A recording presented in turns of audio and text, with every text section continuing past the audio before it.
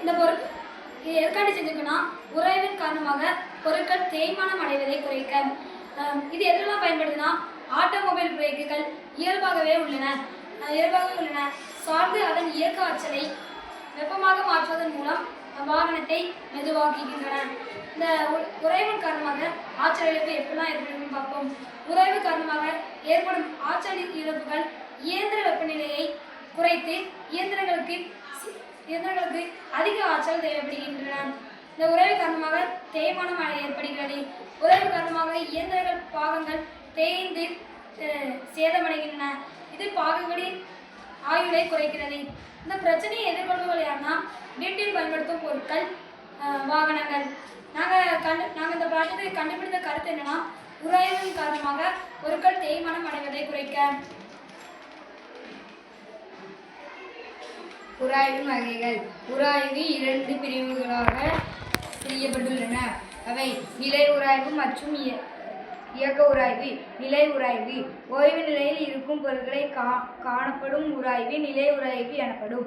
எடுத்துக்காட்டு, புவியிலுள்ள பெரும்பாலும் பொருட்கள் அனைத்து ஓய்வு நிலையில் நிலையாக உள்ளன. இயக்க உராய்வு பொருட்கள் இயக்கத்தில் இருக்கும்போது ஏற்படும் உராய்வு இயக்க உராய்வு எனப்படும். இயக்க உராய்வானது நடுவு உராய்வு மற்றும் உருளும் உராய்வு என மேலும் 2 பிரிவுகளாக வகைப்படுத்தப்பட்டிருக்கிறது. ஒரு பொருள் மற்றொரு பொருளின் மேற்பரப்பில் நடுவும் போது 2 பொருள்களின் பரப்புகளுக்கு இடையே உருவாகும் உராய்வு நடுவு உராய்வு எனப்படும்.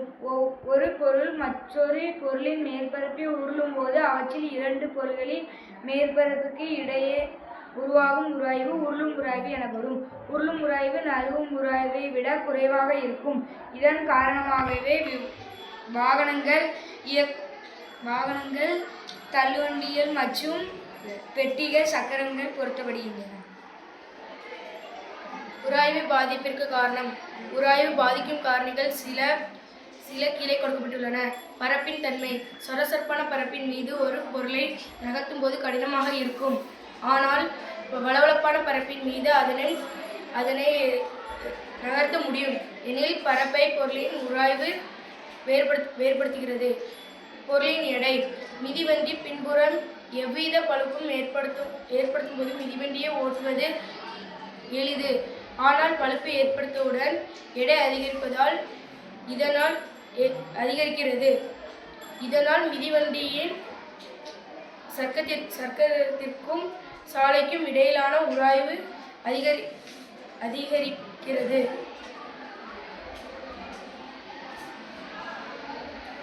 தொடுபரப்பு ஒரு குறிப்பிட்ட எடை உள்ளபோது உராய்வு ஒன்றொன்று தொடும் உயிரில் பரப்புகள் படிநிலை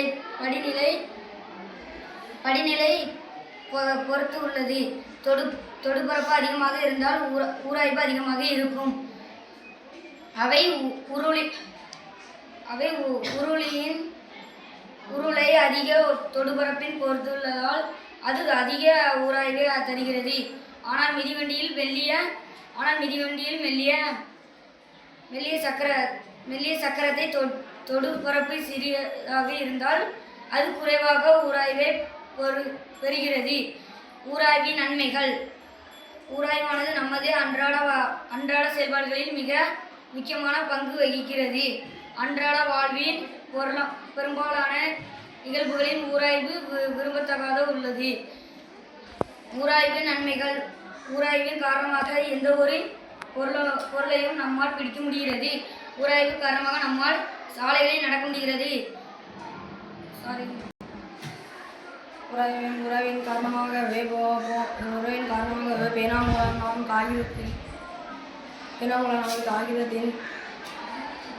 காகிதத்தில் எழுத முடிகிறது.